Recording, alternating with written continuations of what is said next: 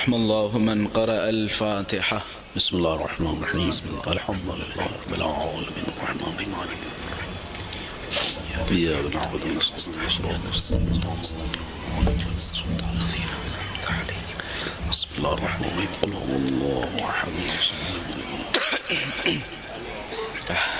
بسم الله الرحمن الرحيم قل هو الله لا حول ولا قوة إلا بالله العلي العظيم.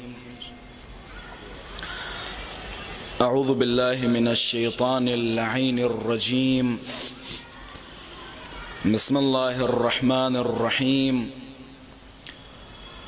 الحمد لله رب العالمين، والحمد لله الذي نور قلوبنا بمحبة علوية، والحمد لله الذي جعلنا من المتمسكين بولاية المرتضوية، والحمد لله الذي فرض مودته على العربية والعجمية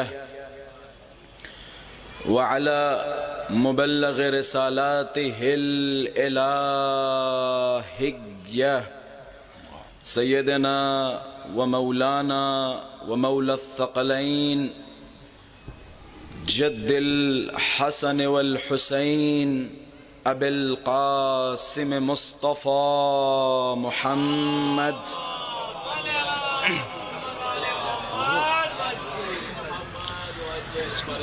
اللهم صل وسلم وزد وبارك على صاحب الدعوة النبوية والصولة الحيدرية والعصمة الفاطمية والحلم الحسنية والشجاعة الحسينية والعبادة السجادية والمآثر الباقرية والآثار الجعفرية والعلوم الكاظمية والحجج الرضوية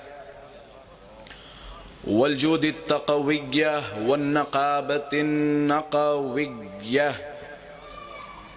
والهيبة العسكرية والغيبة الإلهية الحجة القائمية. اللهم صل على محمد وآل محمد وعجل فرجهم. اللهم عجل لوليك الفرج والعافية والنصر، واجعلنا من أعوانه وأنصاره. اللهم كن لوليك الحجة ابن الحسن صلواتك عليه وعلى آبائه في هذه الساعة وفي كل الساعة وليا وحافظا وقائدا وناصرا ودليلا وعينا حتى تسكنه أرضك طوعا وتمتعه فيها طويلا. اللهم صل على محمد وآل محمد وعجل فرجهم. أما بعد فقد قال الله تبارك وتعالى في محكم كتابه ومتقن خطابه: بسم الله الرحمن الرحيم. الذين ينفقون في السراء والضراء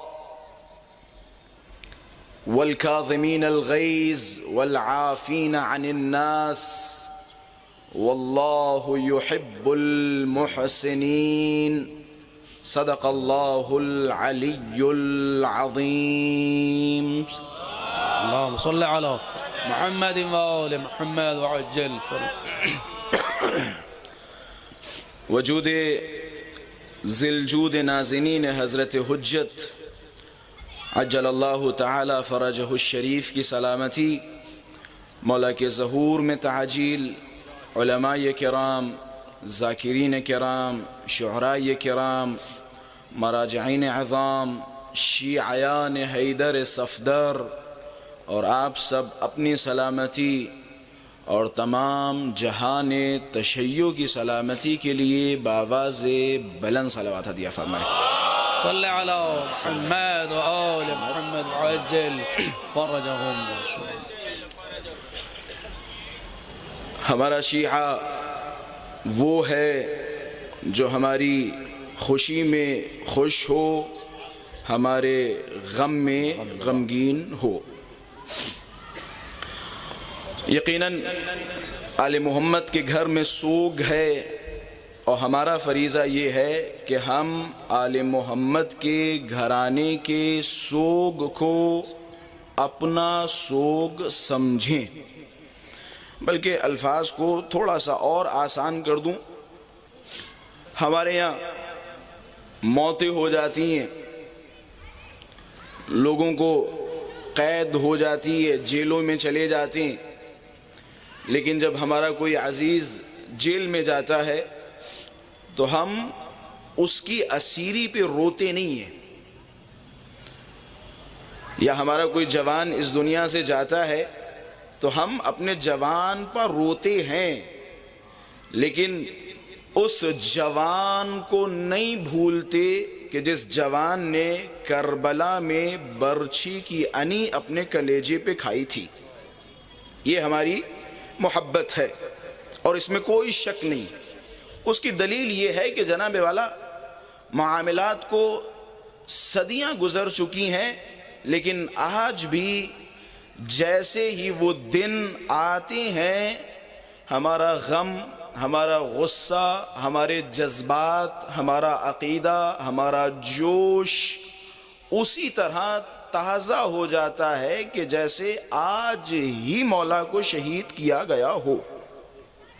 سلام کریں ان ماؤں کو جنہوں نے آپ کی ایسی تربیت کی، سلام کریں ان ماؤں کو جنہوں نے آپ کو فرش عزا پر آنا سکھایا، سلام کریں ان ماؤں کو جنہوں نے گود میں اہل بیت اطہار کی معرفت کی گھٹی پلائی، واہ، سلام کریں ان ماؤں کو جنہوں نے گود میں سب سے پہلا کلمہ اگر کوئی سکھایا تو اس کا کہیں نہ کہیں تعلق انہی ازواج کی طرف ہے۔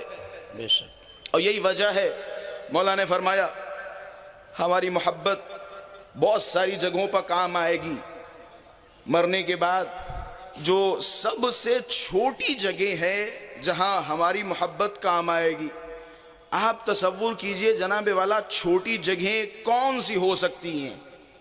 تصور کیجئے ایک لمحے کے لیے، مولا کے جملات ہیں، ہماری محبت بہت ساری جگہوں پر کام آئے گی، ایسرها الموت، سب سے چھوٹی جگہ جہاں تم ہماری محبت کا احساس کرو گے وہ موت کا وقت ہے، جہاں ہماری محبت کام آئے گی۔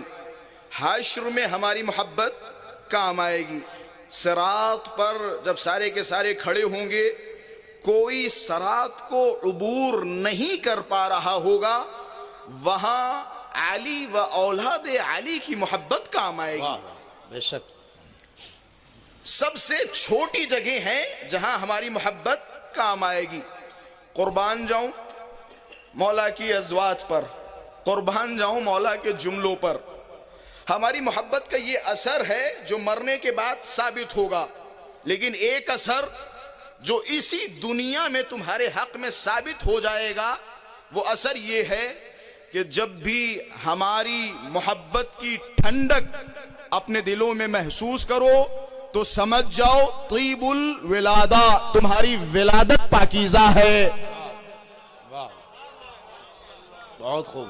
اس پرآشوب دنیا میں جہاں چاروں طرف خباثتیں ہوں، نجاستیں ہوں، جہاں محارم محفوظ نہ ہوں، جہاں کسی طرح کی کوئی پرائیویسی نہ ہو، اس زمانے میں اگر مولا ضمانت دے دینا کہ تم شکر ادا کرو اگر تم نے اپنے وجود میں کاظم کی محبت کو محسوس کر لیا تو سمجھ جاؤ تم حلال زادے ہو، حلال زادے ہو۔ اب اگر کوئی طبقہ نظر آئے جو نعوذ باللہ نعوذ باللہ نعوذ باللہ امام کاظم پر تبرہ کر رہا ہو تو حلال زادے کا الٹا سمجھ جائیے۔ آپ نعرے لگا رہے تھے نا، کل نعرے لگا رہے تھے مولا کے دشمن پہ لعنت، فلاں پہ لعنت، فلاں پہ لعنت۔ نعرہ ہے، اچھا ہے، لگنا چاہیے، لیکن امام کاظم کی جب شہادت آئے تو ایک نعرہ جو سب سے زیادہ لگنا چاہیے وہ منکر امامت امام کاظم کے خلاف ہے۔ امام کاظم مظلوم امام ہے، مظلوم۔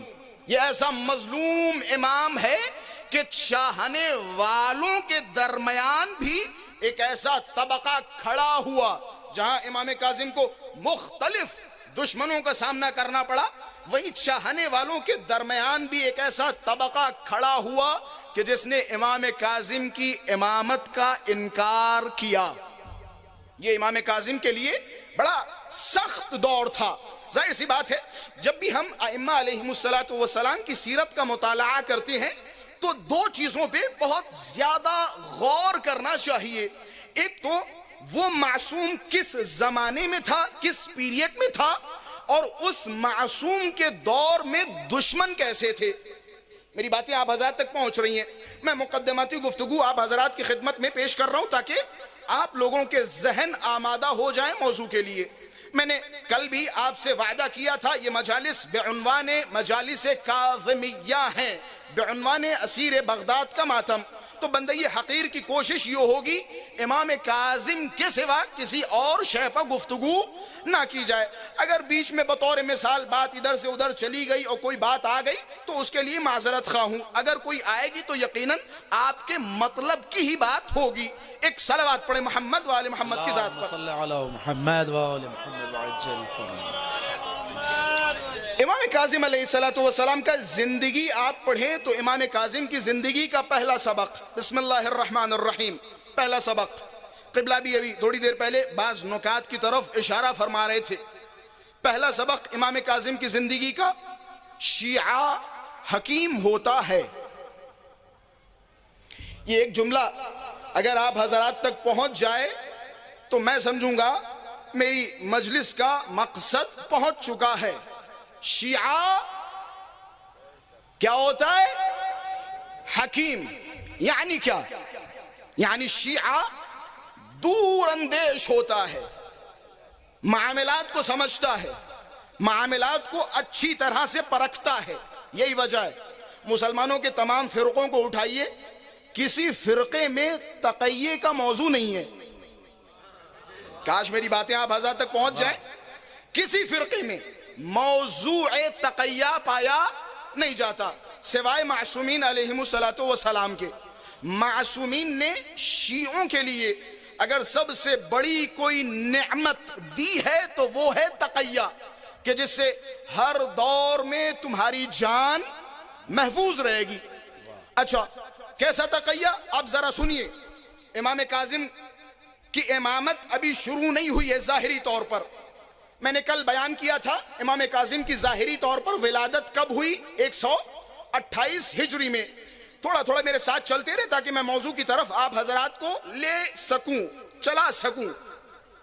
امام کاظم کی ولادت 128 میں۔ امام صادق علیہ السلام کی شہادت کب ہوئی؟ 148 میں۔ امام صادق کو جب منصور دوانقی نے زہر دیا، امام کاظم ظاہری طور پر منصب امامت پر فائز ہو گئے۔ منصور دوانقی امام کاظم کو بہت اچھی طرح جانتا تھا، کیونکہ بچپن میں بھی منصور دوانقی نے جب امام صادق سے ملاقات کی تو بہت سارے ایسے معاملات پیش آئے کہ جہاں امام کاظم بچپن میں ہی اسے دھول چٹا چکے تھے، لہٰذا اس کے ذہن میں امام کاظم کی شخصیت تھی۔ جیسے امام صادق کی شہادت ہوئی، لوگوں نے خوشیاں منائی، منصور دوانقی کے پاس گئے کہ جناب اب تو سکون سے بیٹھ جائیے، آپ کی حکومت کے لیے جو خطرہ تھا وہ خطرہ ٹل گیا، امام صادق کو مار دیا گیا، انہیں زہر دے دیا، انہیں شہید کر دیا، اب سکون سے بیٹھیے۔ منصور دوانقی نے کہا نہیں، میں نے صادق کے بیٹے کو دیکھا تھا، جب بچپن میں ایسا شعور تھا تو اب کیسا ہوگا، لہذا جب تک کاظم کی کوئی خبر نہ مل جائے میں پرسکون نہیں بیٹھوں گا۔ کہ اچھا کریں تو کیا کریں؟ سلیمان کو بھیجا کہ مدینے جاؤ پتہ کرو کیا امام صادق نے چپکے سے کوئی وصیت لکھی کہ میرے بعد کون خلیفہ ہوگا، کون امام ہوگا، روایت کے جملے کہ جا کے پتہ کرو، اگر پتہ چل جائے تو فوراً خط مجھے بھیجنا، مجھے بتانا، تاکہ جسے وہ امام معین کریں گے اسے بھی مار دیں گے، سکون سے بیٹھ جائیں گے۔ میں نے بات کی تھی حکمت کی، شیعہ کیا ہوتا ہے؟ حکیم۔ اب دیکھیں مولا کی حکمت کیسی۔ منصور دوانقی اپنے زعم و گمان میں مبتلا بھیجا، سلیمان پہنچا، بڑی مشقتوں کے بعد امام کا وصیت نامہ نکلوایا۔ منصور دوانقی نے سلیمان کو حکم دیا تھا اس وصیت نامے میں جس کا نام امام صادق نے مینشن کیا ہو اس کی گردن کاٹ دینا، گردن میرے پاس بھجوا دینا۔ سلیمان جیسے ہی مدینے پہنچا وصیت نامہ تلاش کروایا، وصیت نامہ ملا۔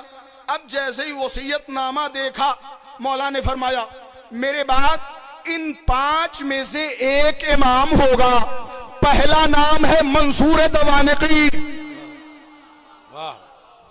سلیمان نے خط لکھا، بھائی بتاؤ کرے تو کیا کرے، کیا گردن کاٹ دے؟ پہلا نام تیرا ہے، دوسرا نام میرا ہے۔ واہ واہ واہ، پہلا نام تیرا۔ یہ ہے حکمت، یہ ہے امام کی حکمت۔ میں نے کل بیان کیا تھا نا، امام نے اگر کہا نا جناب الف وضو ایسے کرو تو تم اپنا منہ ٹیڑھا کر کے نہ کہو کہ جناب ہم نے تو نہیں سنا وضو ایسی ہوتی ہے، وضو ایسی ہوتی ہے۔ امام نے اگر کہہ دیا نا سمعان و طاعہ، شو و چھرا کی کوئی گنجائش نہیں ہے۔ امام نے اگر کہہ دیا مثال کے طور پہ تم اپنے بیٹے کا نام گدھا رکھو تو تم سوال کرو گے کہ مولا میرے بیٹے کا نام گدھا اچھا نہیں لگے گا، ایسا لگے گا ویسا لگے گا، نہیں۔ امامت کے مقابلے میں اپنے آپ کو سرنڈر کرنا امامت شناسی کا پہلا سبق ہے، امامت شناسی کا پہلا سبق ہے۔ چوں و چرا کی کوئی گنجائش نہیں ہوتی، اسے کہا جاتا ہے ولایت مطلقہ۔ میں پھر سے جملوں کو دہرا رہا ہوں، ولایت مطلقہ۔ ولایت مطلقہ معصوم کے سوا کسی کو حاصل نہیں ہوتی، ولایت مطلقہ معصوم کے سوا کسی کو حاصل نہیں ہوتی۔ اچھا میں سمجھاتا چلوں، بات آ گئی۔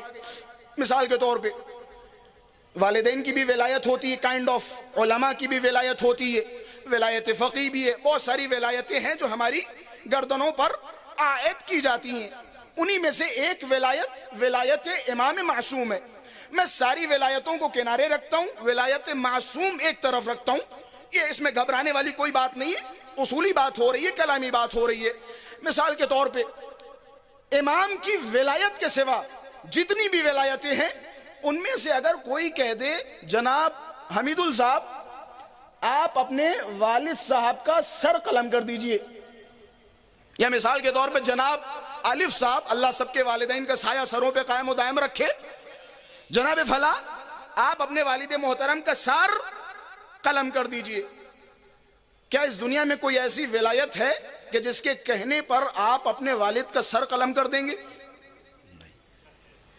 لکھنؤ میں ایسا سناٹا، میں نے کل بیان کیا تھا امامت کا مرکز ہے، تم سے لوگوں نے امامت سیکھی، تمہارے بزرگوں سے امامت سیکھی، کیا کوئی ولایت ہے جس کے کہنے پر آپ اپنے باپ کا سر قلم کر سکتے ہیں؟ کوئی ولایت نہیں۔ یہ ہو گئی ساری ولایتیں۔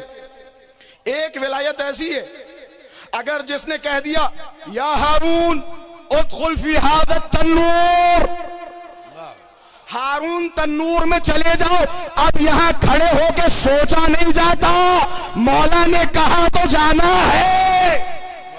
اب ہارون جلے یا بچے، مولا کے حوالے. اسے کہا جاتا ہے ولایت مطلقہ، جو معصوم کو حاصل ہے، جو ائمہ علیہم السلام کو حاصل ہے. خلاصہ اہل بیت علیہم السلام نے سب سے پہلا درس اگر کوئی دیا تو وہ درس کیا ہے؟ درس حکمت. شیعہ حکیم ہونا چاہیے، شیعہ زمانہ شناس ہونا چاہیے. میں نے موضوع رکھا تھا مناظرات امام کاظم. امام کاظم نے کس سنجیدگی کے ساتھ اور کس بہترین روش کے ساتھ یہ جو ممبروں پہ بیٹھ کر آسانی سے علی علی ہو رہا ہے، حسین حسین ہو رہا ہے، مکتب تشیع کا دفاع ہو رہا ہے، یہ امام کاظم و باقر و صادق علیہ السلام کی دین ہے. امام باقر علیہ السلام نے ایک یونیورسٹی کی بنیاد رکھی. امام جعفر صادق علیہ السلام نے اس یونیورسٹی کو عالمی بنایا، انٹرنیشنل یونیورسٹی میں تبدیل کیا. میں یہ الفاظ صرف الفاظ کی حد تک نہیں بیان کر رہا ہوں، باقاعدہ امام جعفر صادق علیہ السلام نے جو سب سے اہم کام کیا تھا، امام نے اپنے زمانے میں نمائندے بنانے شروع کر دیے تھے. اگر آپ تاریخ دیکھیں امام صادق علیہ السلام کی، تو مولا نے ہر شہر میں ناقل احادیث کو بٹھا دیا تھا کہ تم روایات نقل کرنا شروع کر دو. یہ امام صادق علیہ السلام کا کارنامہ تھا. اچھا، جب یہ کارنامہ امام کاظم کے ہاتھوں میں آیا، امام کاظم نے کیا کیا؟ وہ یونیورسٹی جو امام محمد باقر نے بنائی، امام جعفر صادق نے انٹرنیشنل بنایا، اسی یونیورسٹی کو امام کاظم نے استحکام عطا کیا. کیسا استحکام عطا کیا؟ اس دور میں جو تھوڑے موڑے شک و شبہات رہ گئے تھے، امام کاظم نے اپنے دور میں ان شک و شبہات کو دور کر دیا. اور یہ کام امام نے اس دنیا میں ظاہری طور پر آتے ہی شروع کر دیا. میں نے کل گہوارے کے امام کاظم کے 2-4 مناظرات آپ حضرات کی خدمت میں بیان کیے. اب آئیے، میں نے شروع میں ایک جملہ کہا تھا، ائمہ علیہم السلام کا زمانہ تب سمجھ میں آئے گا جب ان کے دور کے دشمنوں سے بھی آشنائی ہو. ایک دشمن کا نام میں نے بتا دیا، منصور دوانقی. صفاک ترین شخص تھا، لعین ترین شخص تھا، جس نے امام صادق کو زہر دیا. اور یہ وہی آدمی ہے کہ جس نے امام صادق سے سوال کرنے پہ ٹیکس لگایا تھا. توجہات کا طالب ہوں. مولا پر ٹیکس لگایا تھا، لوگوں پر ٹیکس لگایا تھا. جب اس نے دیکھا کس طرح سے امام جعفر صادق علوم آل محمد کو نشر کر رہے ہیں، گھر گھر تک پہنچا رہے ہیں، روایات معصومین علیہم السلام لوگوں کے دلوں میں گھر کر چکی ہیں، تو اس نے حکم دیا کہ آج کے بعد جو بھی امام صادق سے سوال کرے گا اسے بطور ٹیکس 1 درہم دینا پڑے گا. سبحان اللہ. جو بھی امام سے سوال کرے گا اسے بطور ٹیکس 1 درہم دینا پڑے گا. ظاہر سی بات ہے اس کے مقابلے میں بھی تو کچھ ہونا چاہیے. اپنا بھی ایک خصوصی پینل بنا رکھا تھا، جس پینل کے ہیڈ وہ تھے جو اکثر فرمایا کرتے تھے لولا السنتان لہلک النعمان. 2 سال جعفر صادق کے پاس نہ ہوتا نعمان ہلاک ہو چکا. میں کہوں گا جناب یہ باتیں نہیں ہے، اس سے پہلے بھی کئی نظر آئے جو کہتے رہے لولا علی لہلک فلاں. یا علی یا علی یا علی یا علی.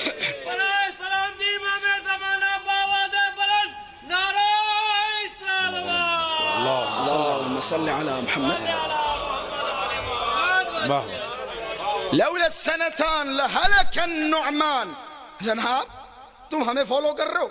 ہمارے پاس اگر یہ 2 سال جو امام جعفر صادق سے سیکھا اگر یہ نہ ہوتا تو آج نعمان بن ثابت نہ ہوتا، ابو حنیفہ نہ کہلاتا، امام نہ کہلاتا، اگر امام کے سامنے زانو ادب نہ ٹیکے ہوتے. جناب یہ شیعوں کا فخر ہے، فخر ہے. تم فقہ ان سے لیتے ہو جنہوں نے دین کا طریقہ میرے مولا سے لیا.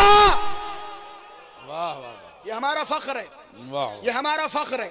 خلاصہ اس نے ایک پینل بنایا ہوا تھا، جو بھی امام جعفر صادق سے سوال کرے گا اسے بطور ٹیکس حکومت کو 1 درہم پے کرنا پڑے گا. جو ہمارے مولوی سے سوال کرے گا اسے الٹا 1 درہم دیا جائے گا. اب ظاہر سی بات ہے مولا کے چاہنے والے ہر دور میں نادار رہے، جیبیں خالی رہیں، اتنی جیبیں نہیں بھری تھی. مولا کے پاس ایک صاحب گئے کہ مولا معاملات بڑے سخت ہو گئے، سوال کیسے کریں؟ یہی معاملہ اور یہی شکایت کرنے کے لیے جو آپ کے پاس حاضر ہوا 1 درہم پے کر کے آیا ہوں. مولا کوئی راستہ بتائیے. مولا نے کہا پریشان ہونے کی بات نہیں ہے، یہ حکمت امام ہے، پریشان ہونے کی بات نہیں ہے. مولا کیا کریں؟ کہ تمہارے پاس پیسے نہیں ہے. کہ مولا پیسے نہیں ہے. کہ پہلے ان کے پاس جاؤ، ان سے سوال کرو، 1 درہم لو، وہی درہم ان کے خزانے میں دے کر اپنا دین ٹھیک کروا لو. واہ واہ ایک صلوات پڑھے محمد والے محمد کی ذات. اللہم صلی علی واہ واہ جناب مؤدبین بالحکمہ، امام کہتے ہی اسے ہیں جو اللہ کی طرف سے حکمت پر مؤدب ہو، جو حکیم ہو. جس کے اندر حکمت نہیں وہ امام نہیں، جس کے اندر دور اندیشی نہیں وہ امام نہیں. مثال کے طور پہ امام تشریف فرمائے، بنی امیہ کے کچھ جاسوس مولا کے پاس آئے، سوچا مثال کے طور پہ ان سے سوال و جواب کریں، ان کے نظریات کا علم ہو جائے اور جا کے بتائیں اور ان کی گردن کٹوا دیں. کہنے لگے مولا ان دونوں کے بارے میں کیا خیال ہے؟ میں کل بیان کر چکا جو کل تھے. جب میں 2 کہوں تو وہیں جائیے گا جہاں پہنچانا چاہ رہا ہوں، جب 3 کہوں تو وہیں جائیے گا جہاں پہنچنا چاہیے، جب 4 کہوں تو شام بھی چلے جائیے گا. بھئی میری باتیں پہنچ رہی ہیں نا؟ کہ مولا ان دونوں کے بارے میں آپ کا کیا خیال ہے؟ میں بات کر رہا ہوں حکمت کی، امام کاظم کی حکمت. امام حکیم تھے، مؤدبین بالحکمہ. مولا ان دونوں کے بارے میں کیا خیال ہے؟ کہ کون دونوں؟ وہی ایک اس طرف ایک اس طرف. کیا خیال ہے؟ مولا نے فرمایا ہما امامان عادلان رحمت اللہ علیہما. وہ دونوں امام تھے، دونوں عادل تھے، دونوں پہ اللہ کی رحمت تھی. نہ جانے اتنی سی بات میں مسلمانوں کو کتنا سکون ملے گا. وہ دونوں امام تھے، دونوں عادل تھے، دونوں پہ اللہ کی رحمت تھی. چلے گئے، چاہنے والے بیٹھے تو مولا کیا ہو گیا؟ ایک طرف تو آپ فرما رہے ہیں نحن معاشر بنی ہاشم علموا صغارنا وکبارنا ببغضہما والبراءۃ منہما. ہم معاشر بنی ہاشم اپنے چھوٹوں کو اپنے بڑوں کو ان سے دشمنی کرنا سکھاتے ہیں.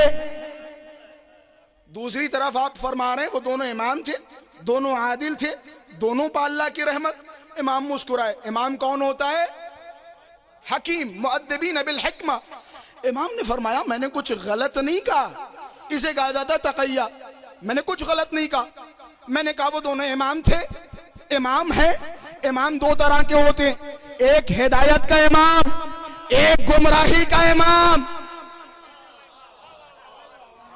ہدایت کا امام تمہارے سامنے ہے، گمراہی کا امام وہ ہے کہ جس نے علی کا حق چھینا. دونوں عادل تھے، دونوں عادل تھے. مولا دونوں عادل تھے؟ جی دونوں عادل تھے. انہوں نے حق سے باطل کی طرف عدول کیا، حق سے باطل کی طرف پلٹ گئے. یہ دونوں عادل تھے، دونوں پر اللہ کی رحمت. مولا یہ کیسے سمجھے؟ وَمَا أَرْسَلْنَاكَ إِلَّا رَحْمَةً لِلْعَالَمِينَ. اے رسول ہم نے تمہیں عالمین پر رحمت بنا کر بھیجا. کیا وہ دونوں اس عالمین کا حصہ تھے یا نہیں تھے؟ حصہ تھے تو رسول ان پر بھی رحمت تھے. ایک صلوات پڑھیں محمد والے محمد کی ذات پر. اللہم صلی علی محمد وآل محمد وعجل فرجہم. بس میں جہاں تک آپ حضرات کو لے آنا چاہ رہا تھا وہاں تک پہنچ گئے. اب آئیے موضوع کی طرف. میں نے کل بیان کیا تھا امام کاظم علیہ السلام کو اپنے دور میں شدید ترین دشمنوں کا سامنا کرنا پڑا. پہلا دشمن ہے منصور دوانقی، دوسرا دشمن ہے مہدی. یہ بڑا خبیث، بڑا لعین تھا، اس کے بڑے کارنامے رہے. تیسرا دشمن کہ جسے امام نے اپنے دوران امامت میں فیس کیا وہ تھا ہادی. دیکھیں ایک چھوٹی سی بات آپ حضرات کے سامنے بیان کرتا چلوں. ایک ہے بنو امیہ اور ایک ہے بنو عباس. خطرناک کون تھے؟ خطرناک کون تھے؟ بنو عباس. وجہ کیا ہے؟ سبحان اللہ. وجہ یہ ہے کہ وہ کفار کی صورت میں آئے، واہ، یہ رسول کا امامہ لگا کے آئے، یہ زیادہ خطرناک ثابت ہوئے.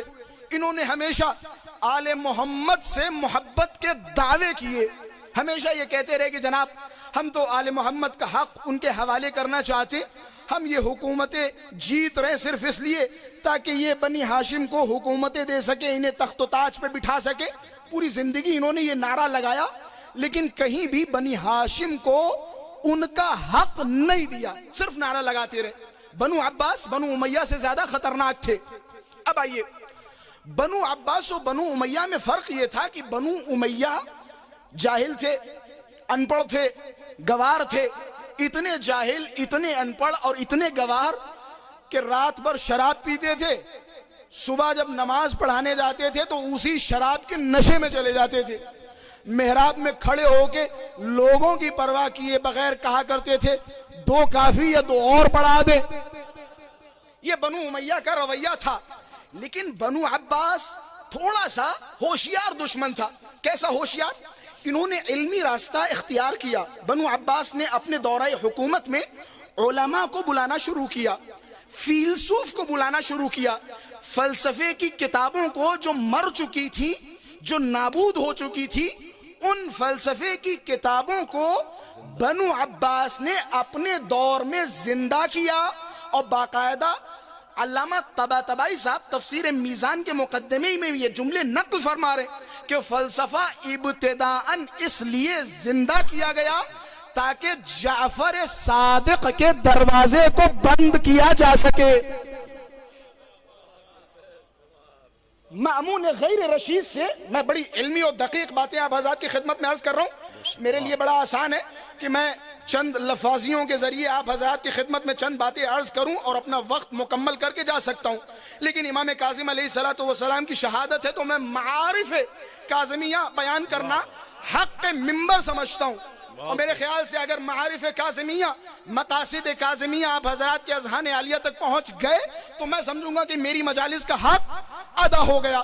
اب آئیے جناب والا، بنو عباس کا کارنامہ کیا تھا؟ بنو عباس تھوڑے سے دقیق تھے.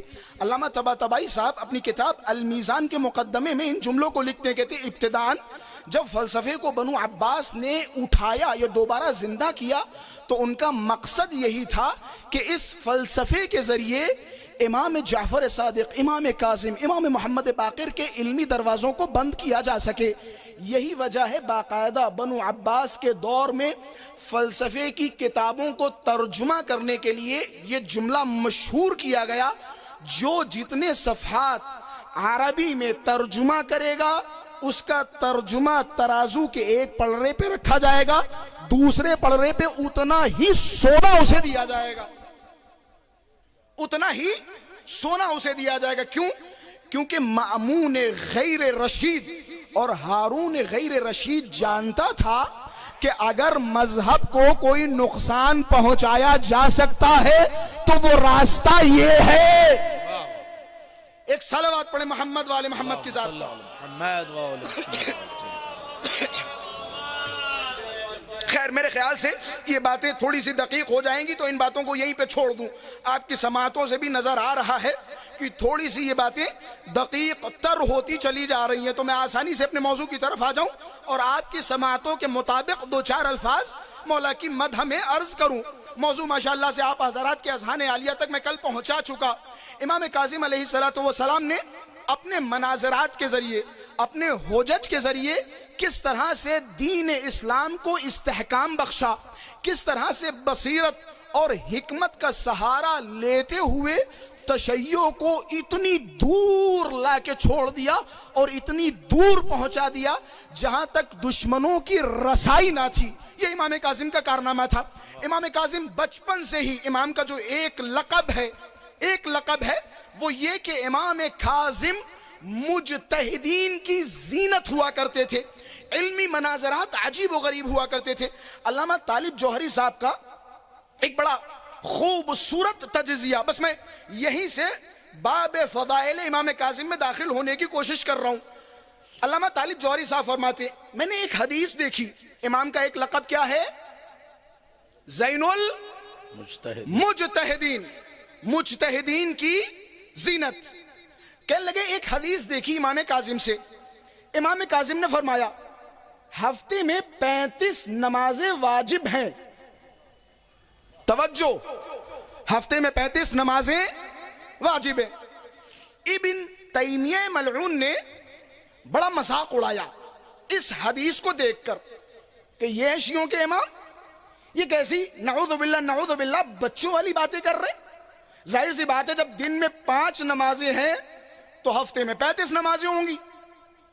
پھر امام کاظم نے کیوں فرمایا ہفتے میں 35 نمازیں واجب ہے؟ یہ کوئی حدیث ہے؟ یہ کوئی علم ہے؟ بڑا مذاق اڑایا ابن تیمیہ نے. علامہ طالب جوہری صاحب فرماتے میں نے دیکھا ابن تیمیہ کا یہ مذاق اڑانا. ایک زمانہ تھا, محسن الحکیم صاحب کا دور تھا. محسن الحکیم صاحب نے ایک پینل بنایا استفتاءات کا. لوگ اپنے سوالات ان کی خدمت میں لے جاتے تھے اور وہ جوابات لکھ کے دیتے تھے. کہ ایک دن کسی خاتون نے سوال کیا کہ میں متوجہ نہیں تھا کہ امام کاظم نے کیوں فرمایا ہفتے میں 35 نمازیں واجب ہیں. پوری طاقت کے ساتھ مولا کے علمیت کو سماعت کیجئے. ہفتے میں 35 نمازیں واجب. کہ میں بڑا پریشان حیران تھا. وجہ کیا ہے جو مولا نے فرمایا؟ یہ تو سامنے کی چیز ہے نا, کیا ضرورت تھی کہ ایک خاتون نے ایک دن سوال کیا. مثال کے طور پر میں لکھنؤ سے روانہ ہوا, 5:30 بج رہے تھے, میں نے فجر کی نماز پڑھی. کسی ایسے ملک میں پہنچا جہاں لینڈنگ کے بعد فجر کی اذان ہونے لگی. سلام ہو موسی کاظم پا,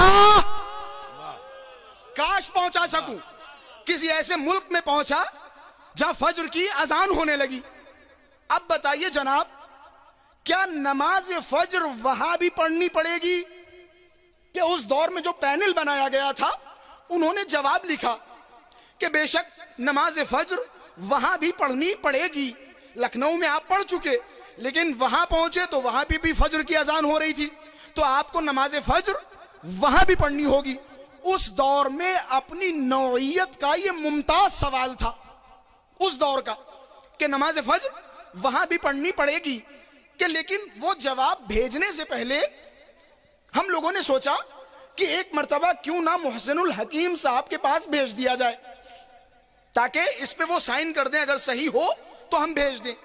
کہتے جب یہ جواب محسن الحکیم صاحب کے پاس پہنچا تو انہوں نے دیکھا غلط کا نشان لگایا کہ جواب غلط ہے.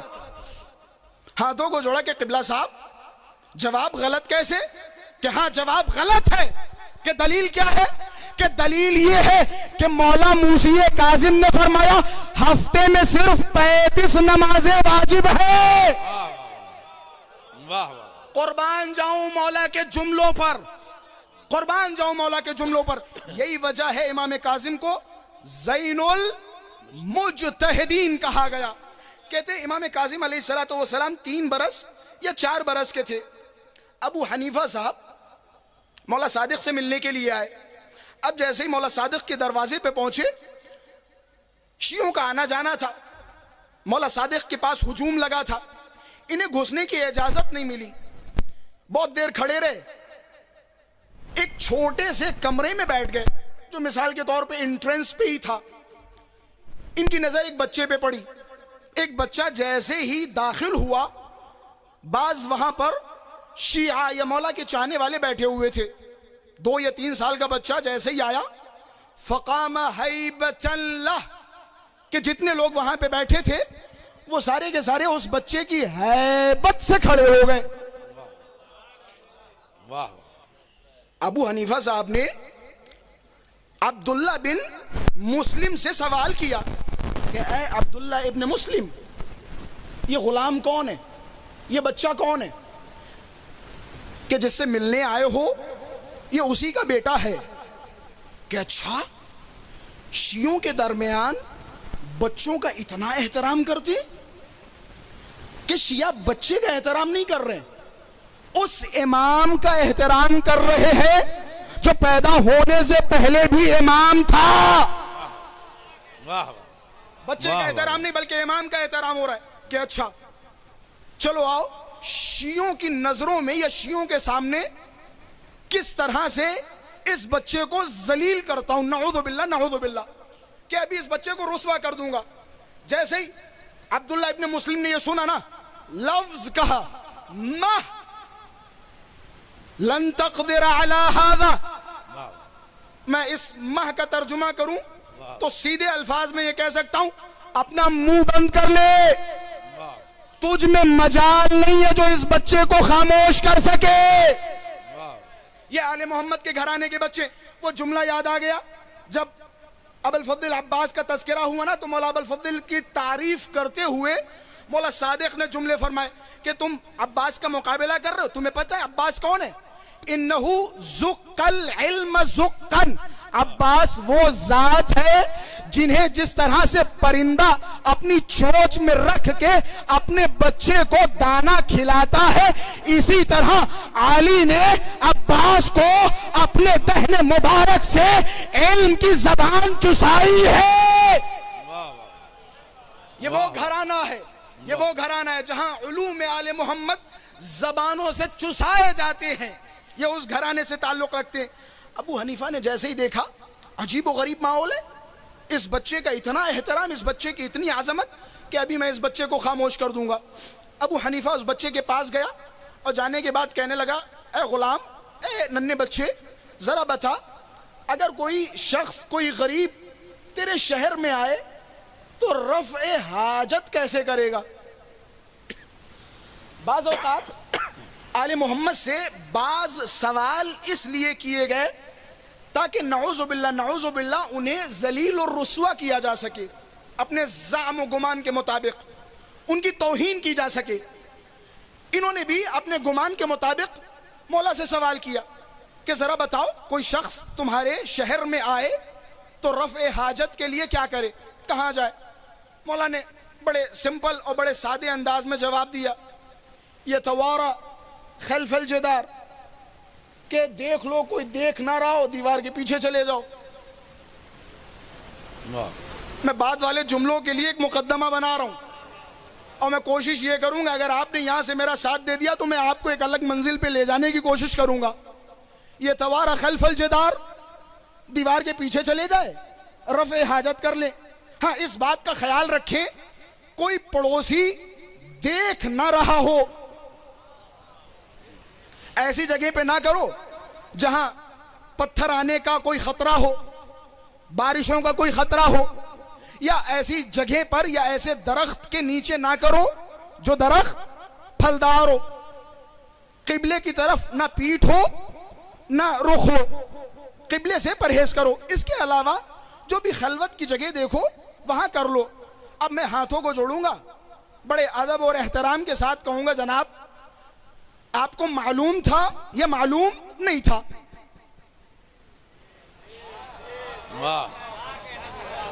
اگر معلوم تھا سوال کیا کیوں؟ آپ کہیں کہ جناب معلوم تھا پھر بھی سوال کر رہا تھا، تو یہ تھی مومن کی اہانت. اگر معلوم نہیں تھا تو جملہ کہنے کا حق بنتا ہے، جسے پیشاب کرنے کا طریقہ نہ آتا ہو وہ جنت جانے کا طریقہ کیسے بتائے گا؟ صلوات پڑھ محمد وآل محمد کی ذات پر.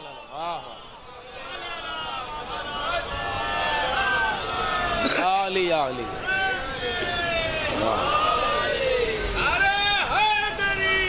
یا علی اللہ محمد وآل محمد. جسے جسے یہ طریقہ نہ آتا ہو وہ لوگوں کو جنت جانے کا طریقہ بتائے گا. اہل بیت علیہم السلام نے بعض اوقات اپنے دشمنوں کو ذلیل و رسوا کیا. ذلیل و رسوا کیا، اس کی وجہ ہے ذلیل و رسوا کرنے کی. یہی صاحب جب امام کاظم علیہ السلام صغر سن میں تھے، ظاہر سی بات ہے آل محمد کے گھروں کے بچے جب اس دنیا میں ظاہری طور پہ آتے ہیں تو سجدے کی حالت میں تشریف لاتے ہیں.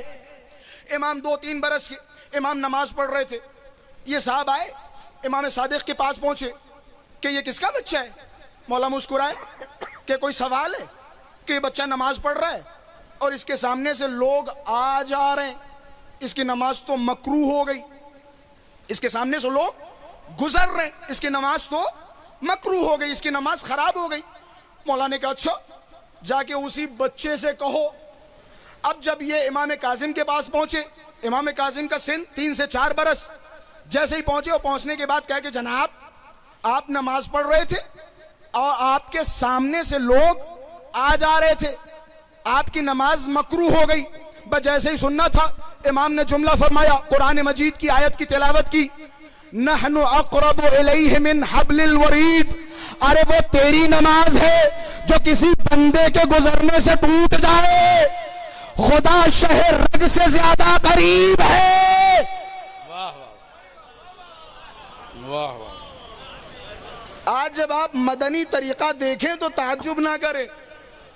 صلوات پڑھیں محمد وآل محمد کے ساتھ. اللہم صلی علی محمد وآل محمد وعجل فرجہ. جب آپ معذرت کے ساتھ جب آپ کی فقہ جعفر صادق کے سوا ہوگی، جب آپ کی فقہ محمد باقر کے سوا ہوگی، جب آپ کی فقہ موسی کاظم کی سوا ہوگی تو یہی حالت ہوگی، یہی نتیجہ ہوگا. پھر آپ کو خاک شفا پر سجدہ کرنا حرام نظر آئے گا، کتے کے فضلے پہ سجدہ کرنا جائز نظر آئے گا. جب آپ کی فقہ مولا صادق کے خلاف ہوگی. ایک صاحب آپ فخر کیجئے آپ کی فقہ مولا صادق سے پہنچی، آپ فخر کیجئے آپ کے پاس علوم امام کاظم سے پہنچے. فرقہ بطریہ کا نام سنا ہوگا یقیناً، لکھنؤ والوں نے اگر نہ سنا ہو تو پھر ہندوستان میں کسی نے نہیں سنا ہوگا. فرقہ بطریہ، اسی فرقے کا ایک شخص امام کی خدمت میں آیا. اچھا اب جب میں نے کہہ دیا تو اس کا چھوٹا سا پس منظر بیان کر دوں تاکہ لطف آئے نتیجے میں. اصول کافی کی روایت سے نتیجہ دوں گا. فخر کیجئے گا کہ جناب آج جس مکتب کے پیروکار ہیں اس مکتب میں اہل بیت علیہم السلام نے کتنے محکم دلائل سے ہمیں نواز دیا.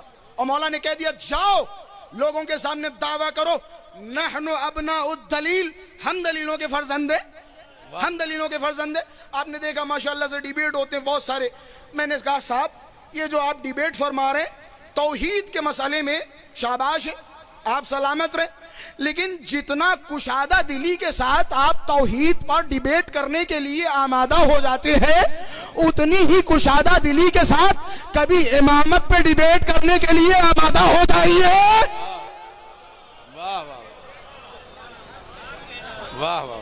وہاں تو آپ نے کہہ دیا میتھڈز ہمارے لیے صرف و صرف عقل ہوگی، وہاں آپ کو عقل نظر آتی ہے لیکن معاملہ جب امامت کا ہوتا ہے تو عقل کو طاق میں رکھ دیتے ہو، وہاں عقل کا کوئی کام نہیں ہوتا. یہ اہل بیت علیہم السلام نے ہمیں سکھایا، مکتب کو مضبوط کیا. فرقہ بطریہ 4 اماموں کے بعد انہوں نے امام پنجم کا انکار کیا، جناب زید کی امامت کے قائل ہو گئے جبکہ جناب زید ان سے متنفر تھے. اسی فرقے کا نام ہوا فرقہ زیدیہ. زیدی شیعہ اور ہیں، فرقہ زیدیہ اور ہے. اس کا ایک نام ہے فرقہ بطریہ. اچھا جناب فرقہ بطریہ کیوں پڑا؟ ان کا ایک عقیدہ تھا نحن نتولى عليا ونتولى فلانا وفلانا وفلانا، یا فلانا وفلانا وفلانا وفلانا وفلانا، 2-4 مرتبہ زیادہ کہہ دو کیا حرج ہے. ہم علی سے بھی محبت کریں گے اور جتنے بھی فلا فلا فلا فلا فلا فلا فلا فلا فلا فلا ہے ہم ہر فلا سے محبت کریں گے علی کے ساتھ. امام نے انہیں بھگایا کہ کیا باطل عقیدہ لے کے آ گئے ہو، کیا باطل عقیدہ لے کے آ گئے؟ امام نے انہیں بھگایا. انہیں جب بھگایا تو مولا نے ایک جملہ فرمایا, انتم بترتم امرنا. بطرہ کہتے توڑنے کو. پیچھے والے بھی جو وہاں کھڑے ہیں وہ بھی انشاءاللہ ایسا محسوس کریں گے کہ میں فرش عذاب پہ بیٹھا ہوں. انتم بترتم امرنا. سخت تو نہیں ہو رہی باتیں؟ آمادہ ہیں؟ اللہم صلی علی محمد و آل محمد. یہی ہونا چاہیے. واہ. مولا نے جب فرقہ بطریہ کے اس آدمی کو بھگایا تو مولا نے فرمایا انتم بترتم امرنا. تم نے ہمارے امر کو توڑ دیا, تم نے ہمارے مشن کو توڑ دیا. اس تاریخ سے ان لوگوں کا نام ہو گیا فرقہ بطریہ. کچھ کہنے کی ضرورت ہے؟ اگر کوئی معاشرے میں ایسا نظر آئے جو امر امامت کو توڑتا ہوا دکھے تو سمجھ جانا فرقہ بطریہ کی شاخ ہے. یہ بطریہ کی شاخ ہے. جو امر امامت کو یا منصب یا مشن امامت کو توڑتا ہوا نظر آئے. امامت کا ایک مشن ہے, امامت کا ایک ہدف ہے. امامت کا ہدف یہ ہے کہ ہماری امامت, ہماری محبت لوگوں کے دلوں تک پہنچے, لوگوں کے دلوں تک پہنچے. اسی طرح ہمارے دشمنوں کی نفرت بھی لوگوں تک پہنچے, یہ ہدف ہے. آپ زیارت اربعین پڑھیے جناب, زیارت اربعین. اربعین کی زیارت پہ آپ جاتے نا, دیکھیں اپنی طرف سے باتیں کرنا بڑا آسان ہے. معصوم کے کلام سے گفتگو کرنا ہر کسی کے بس کی بات نہیں. ٹھیک ہے, آپ زیارت اربعین پہ جاتے ہیں نا, آپ سے سوال کیا جاتا ہے کہ جناب اربعین کی زیارت پہ گئے تھے, کیا لے کے آئے, کیا لے کے آئے, کیا لے کے آئے. تمہیں کیا ضرورت ہے کہ تم بتاؤ کہ جناب ہم وہاں سے یہ مصلی لے کے آئے, وہاں سے ہم یہ کفن لے کے آئے, وہاں سے ہم سدھر کے آگے, وہاں سے ہم شریف ہو کے آگے, وہاں سے ہم خاک شفا کا پتلا بن کے آگے. مثال کے طور پہ آپ ان جملوں کو کیوں نہیں دہرا رہے ہو جو جملے مولا نے دہرائے؟ زیارت اربعینیہ پڑھو, جملہ دیکھو. ایک جملہ پتہ کیا ہے؟ ہم خطاب کرتے ہیں اللہم صلی علی محمد و آل محمد, اللہ محمد و آل محمد پہ صلوات بھیجے. اے میرے پروردگارہ, میں ان کی زیارت کے لیے آیا, میری دعا یہ ہے کہ مجھے موت نہ دے تب تک جب تک میں اللہ کے اوپر ایمان پر قائم و دائم رہوں. یہ ایک چیز جو زیارت کربلا سے ہم لے کے آتے ہیں, یعنی جب ہمیں موت آئے تو اس حال میں کہ ہم اللہ کی وحدانیت کا اقرار کر رہے ہوں, نبی کی نبوت کا اقرار کر رہے ہوں, علی و اولاد علی کی ولایت کا اقرار کر رہے ہوں اور ان کے دشمنوں سے بیزار ہو. اس کے بعد کا جملہ قابل غور ہے, اے میرے پروردگارہ اگر زیارت اربعین پر یہ نعمت ہمیں مل گئی تو ہم اس نعمت پر راضی ہیں. رضیت بذالک یا رب, اے میرے پروردگارہ ہم اس نعمت پر راضی ہیں اگر یہ نعمت زیارت اربعین سے مل گئی. شدت الولایہ, ولایت کی حرارت, محبت آل محمد کی شدت اگر آپ کے دلوں میں آ گئی تو سمجھ جاؤ ان مجلسوں میں آنے کے بعد جو کچھ آپ کو حاصل کرنا تھا وہ حاصل ہو چکا. اگر شدت ولایت, شدت برات آپ کے دلوں میں آ گئی. اچھا جناب آئیے آل محمد کے در کا صدقہ. فرقہ بطریہ کا جب یہ شخص آیا نا تو مولا نے اسے بھگایا, کیا کہتے ہوئے؟ انتم بترتم امرنا, تم نے ہمارے امر کو توڑ دیا, چھوڑ دیا. انہیں بھگایا. اسی فرقے کا ایک آدمی گیا, مولا نے بٹھایا. سبحان اللہ, قربان جاؤں, اس حدیث کو سونے کے پانی سے اپنے گھروں کی دیواروں پہ لکھواؤ. مولا نے فرمایا تم اپنے ظرف کو نجس کر رہے ہو. جس ظرف میں علی کی ولایت ہو اسی ظرف میں اوثان اور رمح کی محبت ڈال رہے ہو. جس دل میں علی کی ولایت ہو اسی میں گندا پانی ڈال رہے ہو. امام نے کہا آؤ تمہیں دین سمجھاتا ہوں, قریب آؤ. کہ پتہ تمہاری حالت کیسی ہے. بڑے آہستہ الفاظ کے ساتھ بیان کروں گا. آپ یہ سمجھیے حوض علمیہ نجف کی باتیں شہر لکھنؤ میں آ کے بیان کر رہا ہوں. مولا نے فرمایا انتم تمسون الصمد وتدعون النہر الاعظم.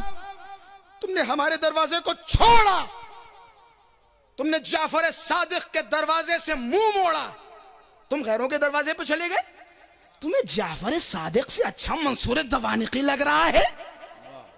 مولا عباس کے وہ جملے یاد آ گئے نا کہ ہیہات ہیہات ہیہات ممن هو شارب الخمر وممن هو فی بیتہ الوحی والقرآن.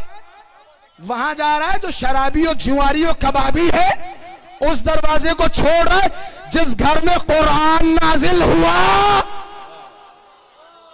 تمہیں کیا ہو گیا؟ تمہیں کیا ہو گیا؟ تم پاگل ہو, تم دیوانے ہو, تم احمق ہو, تم بے سواد ہو. علامہ امینی صاحب کا جملہ یاد آ گیا بڑے سادے الفاظ کے ساتھ کہ دنیا کے جتنے بے وقوف تھے علی کے دامن کو چھوڑ دیا, جتنے عقل مند تھے علی کے دامن کو تھام لیا,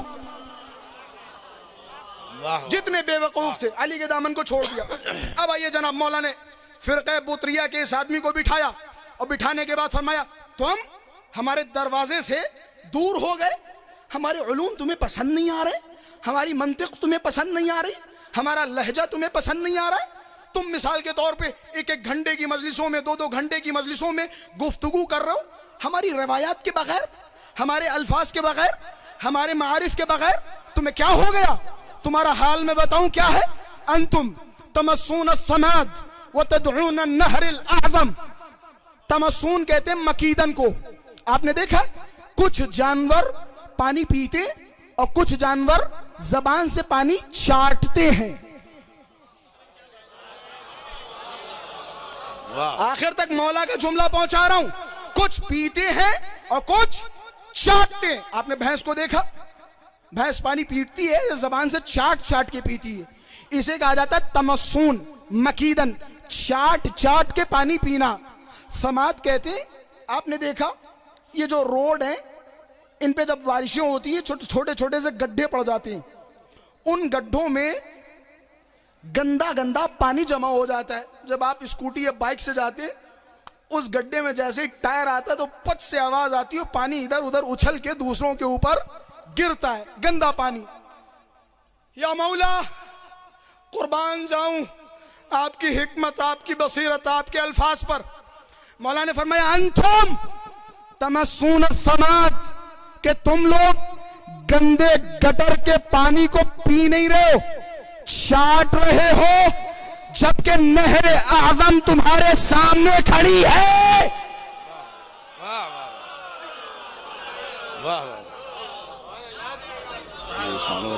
نہر اعظم تمہارے سامنے کھڑی. تمہیں سوال کرنا ہے, آؤ جعفر صادق کے دروازے پہ آؤ, آؤ موسی کاظم کے دروازے پہ آؤ. تم ان کے دروازے پہ جا رہے ہو سوال کرنے کے لیے, وہاں جا رہے ہو جنہیں خود اپنے مذہب کا علم نہیں ہے, جن کے فتاووں کا پورا سلسلہ اٹھا کے دیکھیے, خدا کی قسم آپ کو شرم آئے گی. بعض چیزیں ہم بھی کبھی کبھی نیشنل ٹی وی چینلز پہ دیکھتے ہیں تو ہمیں شرم آنے لگتی ہے اور کہنے کا دل کرتا ہے کہ جناب یہ باتیں ہماری نہیں ہیں, کسی اور کی ہیں. لیکن کروں تو کیا کروں, مجبور ہوں. حق یہ بنتا ہے کہ کہا جائے کہ جناب والا یہ باتیں فقہ جعفریہ سے تعلق نہیں رکھتی. امام کاظم کے علم کو دیکھے, امام کاظم نے کس طرح سے مناظرات کی, امام کاظم نے کس طرح سے علوم آل محمد کو پھیلایا. آپ نے اس جملے پہ غور کیا کس طرح سے مولا نے وضاحت کی علوم آل محمد کی.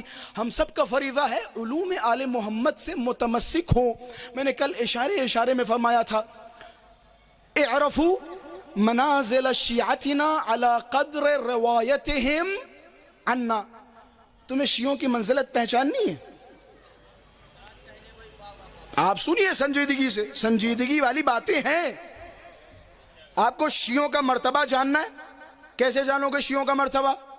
مولا نے فرمایا دیکھو یہ ہم سے کتنی روایات نقل کرتا ہے. لا يكون الرجل منكم فقيها حتی یعرف معارض کلامنا، ہمیں تم میں سے کوئی فقی نہیں ہو سکتا جب تک قال الصادق وقال الباقر نہ کرے، جب تک مولا کی دہلیز سے متمسک نہ ہو تب تک کوئی فقی نہیں بن سکتا۔ امام کاظم علیہ السلام نے بچپن سے ہی اپنے مناظرات کے ساتھ لوگوں کو بتا دیا کہ ہم کس گھرانے سے تعلق رکھتے ہیں۔ یہی ابو حنیفہ جب یہ آیا اور آنے کے بعد سوال کیا، یہی پہلا رفع حاجت کے بارے میں سوال کیا، مولا نے جواب دے دیا، پھر آگے بڑھا۔ اس کو اندازہ ہو گیا جو سوال یہ مولا صادق سے کرنے آیا تھا، امام نے جیسے ہی رفع حاجت کے حوالے سے جواب دیا، اس سے یہ تو اندازہ ہو گیا تھا کہ وہ سوال جو ان کے والد سے کرنے آیا ہوں، اس سوال کا جواب اسی بچے سے مل جائے گا، اسی بچے سے مل جائے گا۔ صاحب آگے بڑھے، کہنے لگے ممن المعصیہ، گناہ کون کرتا ہے؟ اللہ کرتا ہے، بندہ کرتا ہے، یا اللہ اور بندے دونوں مل کے کرتے ہیں؟ کون گناہ کرتا ہے؟ امام نے فرمایا 3 حالتوں سے خالی نہیں۔ توحید سیکھنی ہے، توحید ان کے دروازے پہ آگے سیکھو۔ مجھے بعض اوقات یہ میرے خیال سے الفاظ آپ حضرات کے اذہان عالیہ تک پہنچاتا چلوں۔ جوانوں، کسی چیز کا نہ ہونا اس بات کی دلیل نہیں ہے کہ وہ نہیں ہے، یا کسی چیز کا تم تک نہ پہنچنا اس بات کی دلیل نہیں کہ اس چیز کا وجود نہیں ہے۔ بس اتنا بتا دوں، آج جو کچھ خدا کو ثابت کیا جا رہا ہے آل محمد کی دہلیز کی دین ہے، آل محمد کی دہلیز کی دین ہے، جو لوگوں کو خدا پہ گفتگو کرنے کی منطق سکھائی۔ جناب ہشام نے جب ایک مناظرہ کیا نا، جناب ہشام آئے، مولا نے فرمایا ہشام تم نے جو وہ مناظرہ کیا تھا سناؤ۔ مناظرہ سنایا، مولا نے کیا خوبصورت مناظرہ کیا۔ ہشام کیسے مناظرہ کیا؟ جواب دیا کہ مولا شیء اخذت منک والفتہ، میں نے بیس آپ کی باتوں کو بنایا، پھر دلیلیں اپنی طرف سے قائم کر لی، لیکن بیس آپ کی باتوں کو بنایا۔ خوب، ابو حنیفہ سے سوال کیا ممن المعصیہ، گناہ کون کرتا ہے؟ امام نے فرمایا اگر تو نے کہہ دیا گناہ بندہ کرتا ہے تو معاملہ حل ہے، اگر تو نے کہہ دیا گناہ اللہ کرواتا ہے، اگر گناہ اللہ کرواتا ہے تو پھر جنت و جہنم میں بھیجنے کا کیا حق ہے؟ مثال کے طور پہ جب روز قیامت اللہ کسی کو جہنم کی طرف بھیجے گا تو بندہ کھڑے ہو گئے، بندہ اللہ سے کہے گا اے میرے پروردگارہ گناہ تو تو نے کروایا تھا، پھر جہنم کیوں بھیج رہا ہے؟ اس سے یہ ثابت ہوا کہ گناہ اللہ نہیں کرتا۔ دوسری صورت، اللہ اور بندے دونوں انسان کے گناہ میں شریک ہیں۔ مولا نے فرمایا یہ بھی باطل ہے۔ کیوں؟ کیونکہ یہ دونوں شریک ہیں لیکن شریک قوی خدا کی ذات ہے، دوسرا پارٹنر پہلے پارٹنر سے قوی تر ہے، مضبوط تر ہے۔ جب ایک پارٹنر مضبوط تر ہے تو اسے حق نہیں ہے کہ کمزور پارٹنر کو معذب کرے۔ یہ توحید ہے اس دروازے کی، لہذا ثابت ہوتا ہے کہ بندہ خود گناہ کرتا ہے، پھر خدا کی مرضی، خدا چاہے اسے معاف کر دے یا خدا چاہے اسے عذاب میں مبتلا کرے۔ اس طرح کے امام کاظم علیہ السلام کے مناظرات کہ جن سے توحید اس منزل پہ پہنچی کہ جہاں پہنچنا چاہیے تھا۔ ایک صلوات پڑھے محمد والے محمد کی ذات پر۔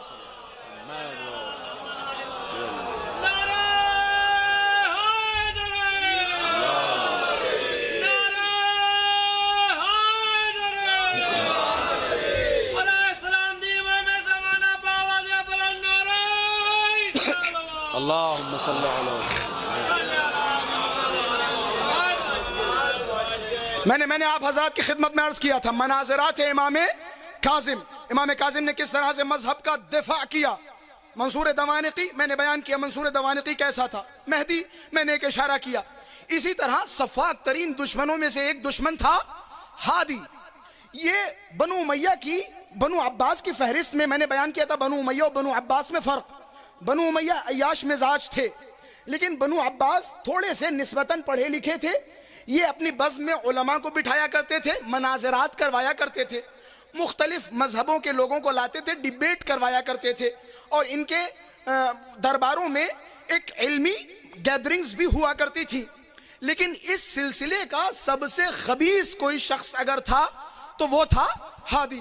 ہادی کے بارے میں مشہور ہے کہ یہ راتوں میں رقاصاؤں کو بلاتا تھا، ناچنے والیوں کو بلاتا تھا، گانے والوں کو بلاتا تھا. اسے گانے بہت پسند تھے. ابراہیم نامی ایک گلوکار اسے بلاتا تھا، اور بلانے کے بعد ایک ہی گانے کو، میں نے روایت ابھی جلد ہی کہیں دیکھی، ایک ہی گانے کو اس نے پوری رات ریپیٹ کروایا کہ پھر سے پڑھو، پھر سے پڑھو، پھر سے پڑھو. پوری رات اس نے اس گانے کو ریپیٹ کروایا. شراب کے نشے میں دھت رہا. صبح کی اذان ہونے لگی. اس کے بارے میں مشہور تھا، جب کسی نے ایک دن پوچھا اے ابراہیم تم بڑے پیسے والے ہو گئے؟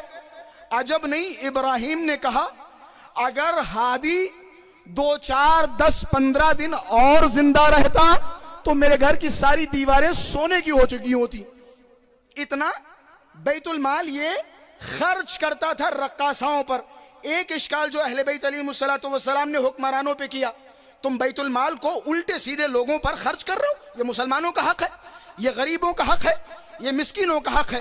خلیفہ سوم کی حکومتوں میں اہل بیت علیہ السلام نے ایک اشکال جو کیا وہ یہی تھا کہ آپ بنو امیہ کے لوگوں کو حتی بی بی عائشہ نے اشکال کیا، خط لکھا اور کہا کہ جناب آپ مسلمانوں کے بیت المال کو کس طرح سے برباد کر رہے ہو، بنو امیہ پہ خرچ کر رہے ہو. امام کاظم نے اس کا مقابلہ کیا. یہ تھا ہادی. اس کے بعد وہ شخصیت، وہ ملعون شخصیت ہے کہ جس نے امام کاظم کو آخر میں جا کر زہر دیا. اس کا نام ہے ہارون غیر رشید. خدا اس پہ لعنت کرے. ایک صلوات پڑھے محمد والے محمد کی ذات پر. اللہم صلی علی محمد. بس میں آخری منزلوں کی طرف ہوں. یہاں سے تھوڑا سا میرا ساتھ دیجئے گا تاکہ مصائب تک آپ حضرات کو ملحق کر سکوں. اگر میری آواز اس طرف کے لوگ سن رہے ہوں تو تھوڑا تھوڑا اس طرف ہو کے یہاں پہ بیٹھ جائیں. ایک اور صلوات پڑھیں محمد والے محمد کی ذات پر. محمد وآل محمد وعجل فرجهم. ہارون کا دور آیا. ہارون نے خاص نظر امام کاظم علیہ السلام پہ رکھی. ایک دن امام کاظم کو بلوایا اور بلوانے کے بعد امام کاظم سے کہا کہ موسی کاظم لما فضلتم علینا نحن وانتم فی شجرۃ واحدہ. اے موسی کاظم آپ اپنے آپ کو ہم پر بافضیلت کیوں سمجھتے ہو جبکہ ہم دونوں آگے چل کے ایک ہی شجرے سے ہیں. اب وقت نہیں ہے میں وہ باتیں بتاؤں. ان کے بزرگوں نے بھی کہا تھا. ایک نے علی سے کہا تھا، علی نے بتا دیا تیرا میرا مقابلہ کیسا، ذرا تو اپنی ماں کی طرف دیکھ جس نے حمزہ کا کلیجہ چبایا، تم اس سے مقابلہ کر رہا ہے. ایک نے امام سجاد سے بھی کہا تھا، امام سجاد نے بھی جواب دیا تھا اپنی نسلوں کی طرف دیکھ اور ان کی طرف دیکھ، اپنے بیٹے کی طرف دیکھ اور ان کے بیٹے کی طرف دیکھ. اللہ نے تجھے یزید جیسا بیٹا دیا، علی کو حسن حسین جیسا بیٹا دیا. پھر مقابلہ کیسا، پھر مقابلہ کیسا. یہ بھی آ گئے مقابلہ کرنے. شاید انہوں نے پہلے کی تاریخ نہیں دیکھی تھی. آپ کو پتا ہے صلح امام حسن مجتبی کے بعد امیر شام بھی آیا تھا. آنے کے بعد امام حسن مجتبی سے کہنے لگا یا حسن انا خیر منک، میں آپ سے بہتر ہوں. جواب کیا دینا چاہیے تھا؟ میں نے کہا نا امام حکیم ہوتا ہے. تھک تو نہیں رہے میری باتوں سے؟ امام حکیم ہوتا ہے. جواب کیا دینا چاہیے تھا؟ امیر شام نے کہا انا خیر منک، میں آپ سے بہتر ہوں.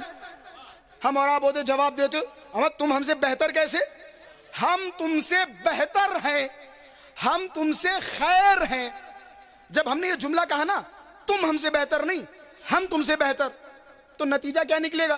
نتیجہ یہی نکلے گا کہ ہم بہتر ہیں لیکن تھوڑی بہت بہتری تیرے اندر بھی ہے.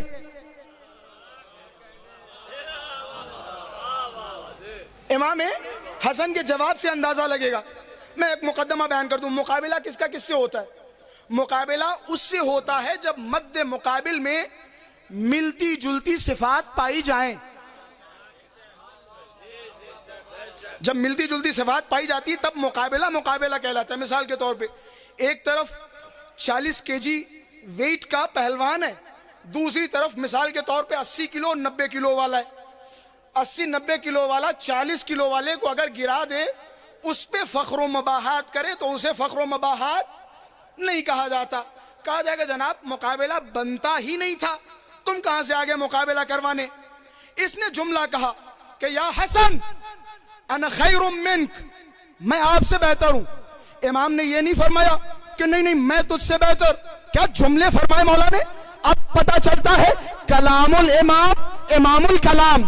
جس طرح سے امام سب سے آگے ہوتا ہے اسی طرح امام کا کلام بھی سب سے آگے ہوتا ہے. امام نے فرمایا اعوذ باللہ ان اقول انا خیر منک, کہ میں اللہ کی پناہ چاہتا ہوں مجھے یہ کہنا پڑے میں تجھ سے بہتر. ارے میرا تیرا مقابلہ کیسا؟ تیری ماں ہندا, میری ماں فاطمہ.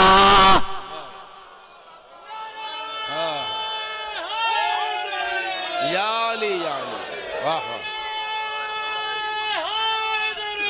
یا علی یا علی.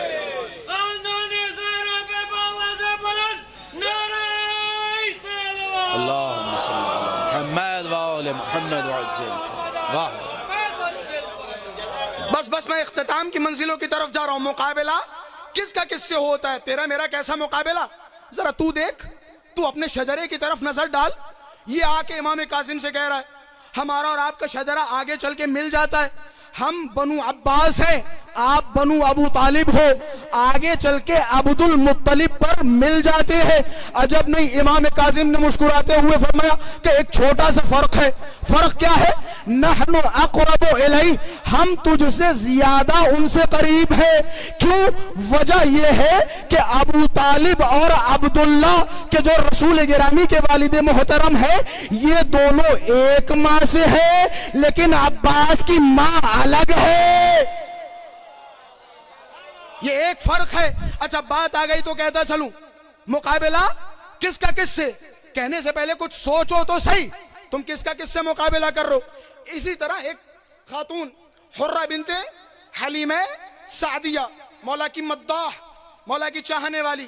حجاج بن یوسف کا دور ہے.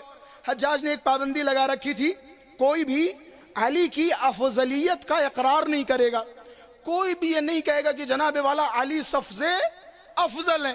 کوئی بھی علی کی برتری کا عقیدہ نہیں رکھے گا. حجاج بن یوسف کے پاس کوئی گیا اور جانے کے بعد کہنے لگا حجاج تو علی کے ذکر پر پابندیاں لگا رہا ہے. حرہ بنت حلیمہ سعدیہ جگہ جگہ علی کی افضلیت بیان کر رہی ہیں کہ اچھا میرے دور حکومت میں اتنی سختیوں کے باوجود بلاؤ حرہ بنت حلیمہ سعدیہ کو. یاد رکھیے گا مقابلہ کس کا کس سے, کس کا کس سے. حرہ بنت حلیمہ سعدیہ کو حاضر کیا گیا کہ یا حرہ انت تفضلین علیا علی فلان و فلان و فلان و فلان و فلان و فلان. عادت ہو گئی ہے. اے حرہ بنت حلیمہ سعدیہ, کیا آپ علی کو ہر ایرے غیرے نتھو خیرے پر فضیلت قرار دے رہی ہیں؟ یہ میں اپنے الفاظ بیان کر رہا ہوں. ان کی نظر میں یہ نتھو خیرے بھی بڑے خیر تھے کہ تم علی کو ان سب پر برتر و بلند مانتی ہو. بھول گئے مقابلہ کس کا کس سے. حرہ بنت حلیمہ سعدیہ نے کتنی معصومیت سے جواب دیا کہ نہیں خیر میں نے تو ایسا عقیدہ نہیں بیان کیا. حجاج حیران و پریشان ہوا کہ یہ کیسی باتیں کر رہی ہو, مجھے خبر یہ ملی ہے کہ تم علی کی افضلیت کی قائلہ ہو, تم علی کی افضلیت بیان کرتی پھرتی ہو. عجب نہیں. حرہ بنت حلیمہ سعدیہ نے فرمایا اے حجاج تجھے خبر دینے والوں نے غلط خبر دی. اس دنیا میں کسی کو اس لائق سمجھتی ہی نہیں جس کا مقابلہ علی سے کروں. ایک صلوات پڑھے محمد والے محمد کے ساتھ. صلی علی محمد وآل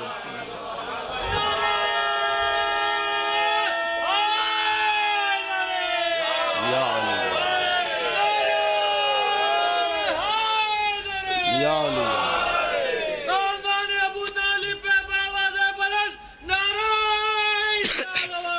اللہم صلی علی محمد.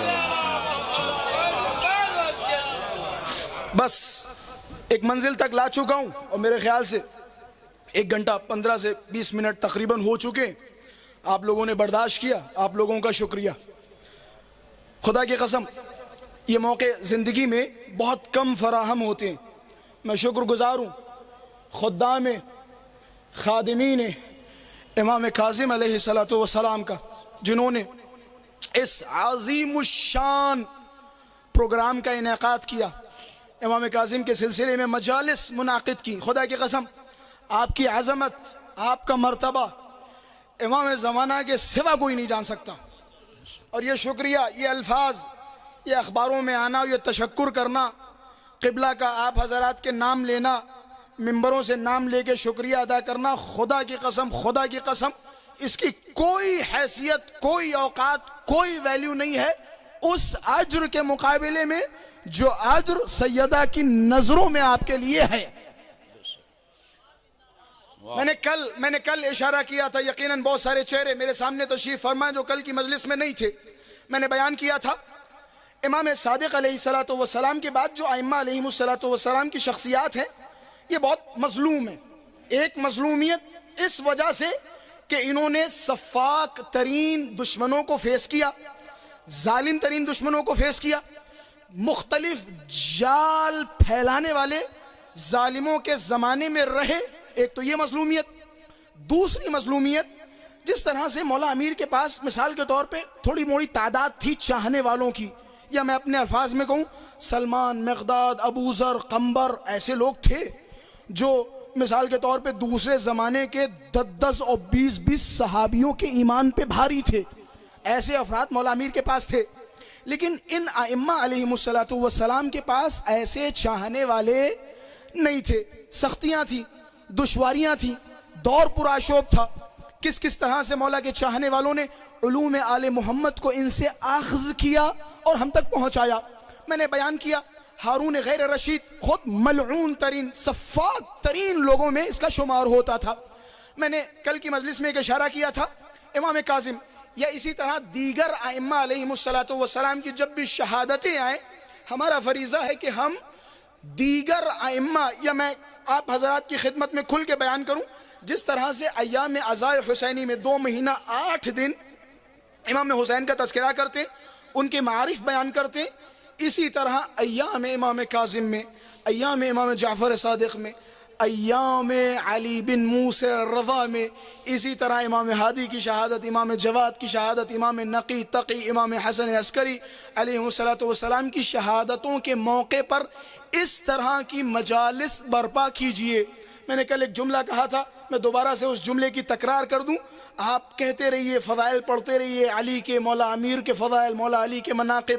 یقیناً مولا امیر فضائل سن کے خوش ہوں گے, لیکن جب ان کی اولاد کے فضائل بیان کریں گے تو آپ کو داد لکھنؤ کا مجمع نہیں بلکہ خود علی دیں گے,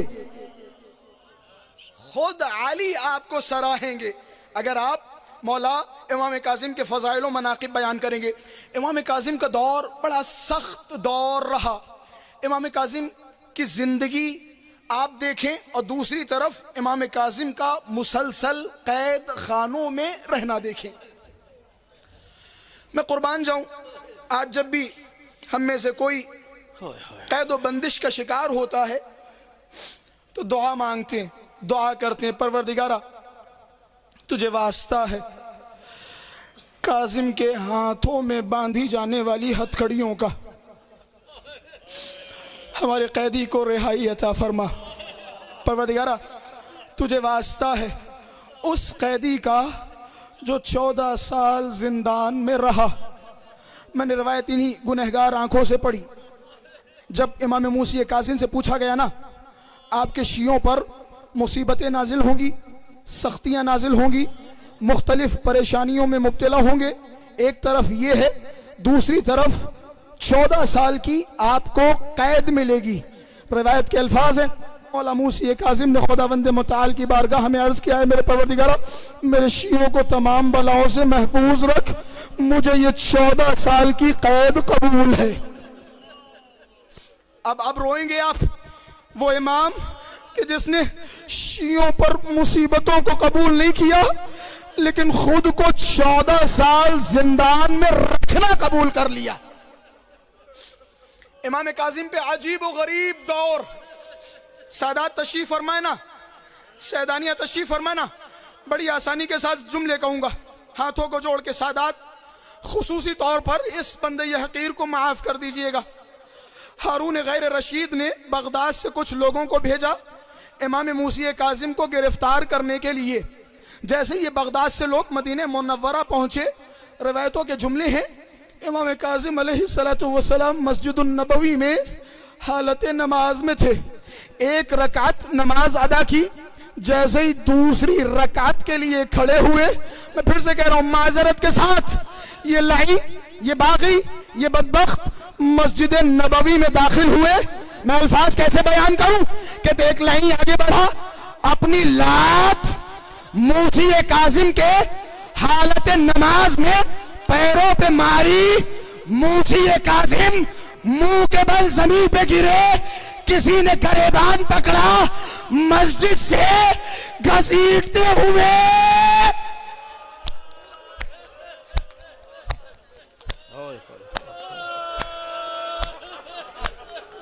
مجھے معاف کرنا, مجھے معاف کرنا, لیکن جملہ یاد آ گیا.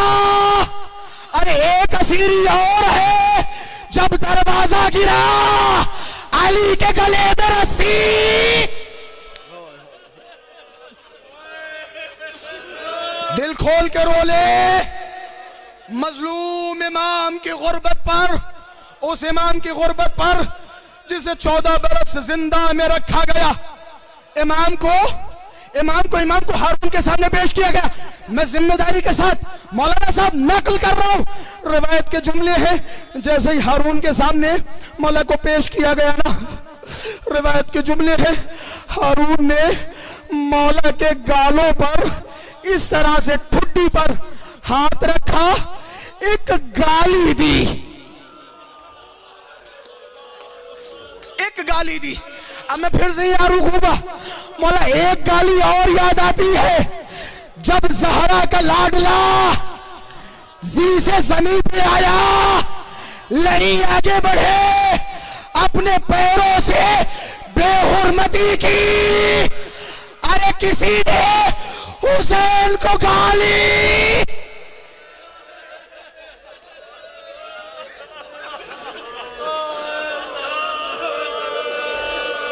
اللہ آپ کو طاقت دے, اللہ آپ کو حوصلہ دے. مولا کو زندان میں بھیجا گیا, مولا کو پہلے زندان میں بھیجا گیا عیسیٰ بن جعفر کے زندان میں. امام جیسے ہی عیسیٰ بن جعفر کے زندان میں پہنچے نا, دونوں ہاتھوں کو بلند کیا, اللہم انی سألتک, اے میرے پروردگارہ میں نے تجھ سے بارہا یہ سوال کیا تھا, میں نے گزارش کی تھی, اے میرے پروردگارہ کوئی فرصت کا موقع مجھے عطا فرما دے. وَلَقَدْ فَعَلْتَ فَلَكَ الْحَمْدِ, تو نے وہ فرصت کا موقع مجھے عطا کر دیا, مجھے زندان دے دیا. میں اس زندان میں جاؤں گا, نمازیں پڑھوں گا, اس زندان میں تیری عبادت کروں گا, سجدے کروں گا, میں ہاتھوں کو جوڑوں گا. امام جب گئے تھے نا, امام کے یہ الفاظ ہیں, لیکن تھوڑے دنوں کے بعد امام نے دامن کو بڑھایا, ہاتھوں کو بلند کیا, اے میرے پروردگارا مجھے زندان سے نجات دے. مجھے جملے یاد آ گئے, ایک یہ امام کاظم ہے, ایک ان کی جدہ فاطمہ. پہلو پہ ہاتھ رکھ کے فضہ فرماتی ہے میں نے سنا فاطمہ شدت درد کی وجہ سے ہاتھوں کو بلند کرتی تھی، اللہم عجل وفاتی سریعا، اے میرے پروردگارا اب یہ درد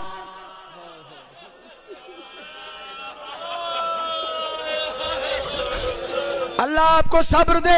آپ تھکے ہوئے ہیں لیکن آپ کی آوازیں جب بلند ہونا تو ان آوازوں کو ضرور یاد کرنا. کسی قید خانے میں حسین کی ایک 4 سالہ بچی کو بھی رکھا گیا تھا. رات کی تاریکی میں جب بچی کی آواز بلند ہوتی تھی تو بلایا جاتا تھا کہ بچی چپ کیوں نہیں رہی، کہ بچی کو بابا کی یاد آ رہی ہے. کٹا ہوا سر بچی کے پاس لے جایا گیا.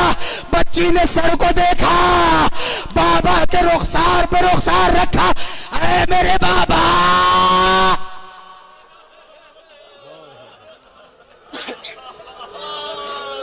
اللہ اکبر.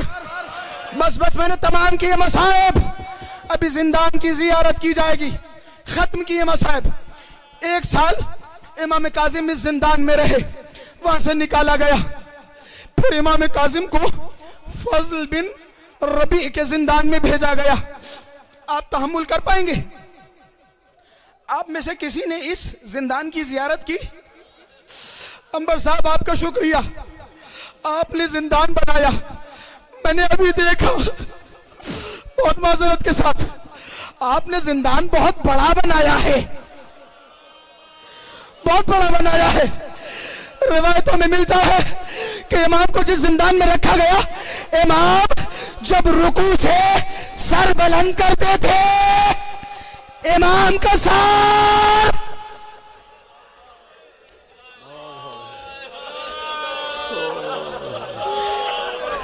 جملہ سناؤں میں یہیں پہ ختم کر دوں گا. آپ تھک چکے ہیں لیکن اس جملے کو اپنے گھر تک لے کے جائیے گا. جب رات میں سوئیے گا نا، امام کی مصیبت کو یاد کیجئے گا. توارن فی ظلم المطامیر. آپ کو پتا توارا کسے کہا جاتا ہے؟ توارا کہا جاتا ہے، تھوڑی دیر اگر آپ نہ بھی روئے نا تو کوئی مسئلہ نہیں ہے، لیکن اس جملے کو سمجھ جائیے. امام جس زندان میں رکھے گئے نا، اس زندان کی کیفیت کو محسوس کر لیجئے. ایک روایت نظر آتی ہے، جب امام کو فضل بن ربیع کے زندان میں رکھا گیا، ہارون نے ایک اونچائی سے دیکھا، زندان کی طرف نظر ڈالی. کیا دیکھا؟ ایک مصلی پہ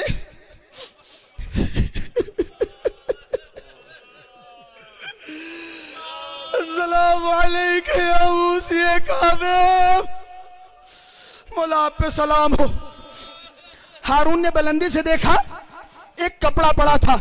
ہارون چلا گیا، تھوڑی دیر کے بعد پھر آیا، پھر دیکھا کپڑا پڑا ہوا ہے، پھر چلا گیا. تیسری مرتبہ جب دیکھا نا، فضل بن ربیع کو بلایا کہ اے فضل بن ربیع، ذرا بتاؤ موسی کاظم کہاں ہیں؟ موسی کاظم کہاں ہے؟ فضل بن ربیع نے جیسے ہی سنا کہ اے ہارون، وہ جو تجھے کپڑا نظر آ رہا ہے وہ صرف کپڑا نہیں بلکہ موسی کاظم ہے. موسی کاظم ہے.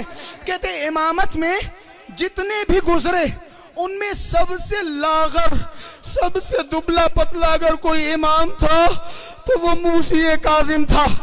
کہتے آخر میں، بس میں نے ختم کیا، آخر میں امام کو سندھی بن شاہق کے زندان میں منتقل کر دیا گیا. بس میں یہیں سے مجلس کو تمام کر دوں گا. سندھی بن شاہق کو باقاعدہ تعلیم دی گئی تھی کس طرح سے امام کاظم کو ستانا ہے، کس طرح سے امام کاظم کو پریشان کرنا ہے. روایت کے جملے ہیں، سندھی بن شاہق نے سب سے پہلا جو کام کیا، امام کے لیے گرم پانی رکھا. امام کو جب بھی پیاس لگتی تھی گرم پانی بھجواتا تھا. امام کو جتنا پریشان کر سکتا تھا امام کو پریشان کیا. لفظ آیا ہے متوارن فی ظلم المطامیر، تواری کہا جاتا ہے. مثال کے طور پہ میری طرف دیکھیں، کس طرح کے قید خانے کو کہا جاتا ہے؟ کہتے ہیں مثال کے طور پہ کسی نے ایک چھوٹا سا گڈھا کھودا، اس گڈھے کو کھودنے کے بعد ایک سرنگ بنایا، اس سرنگ کو اتنا پتلا بنایا کہ جس سرنگ سے انسان صرف گھٹنیوں کے بل جا سکتا ہے۔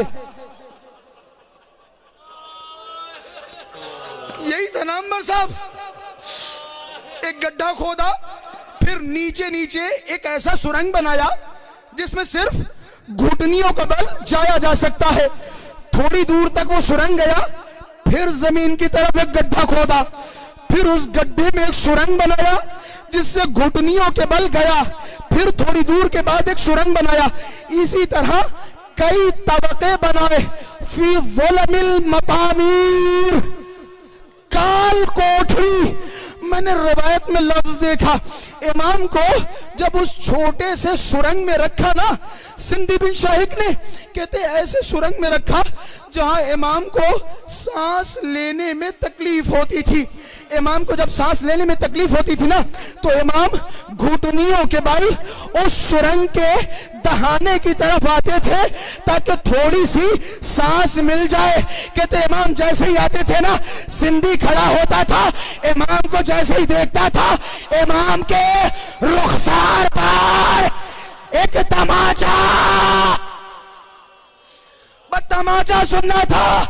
ایک تماچا یاد آ جاتا ہے جب ایک بی بی سند لے کے ایک ظالم رخسار پہ، اے میری ماں،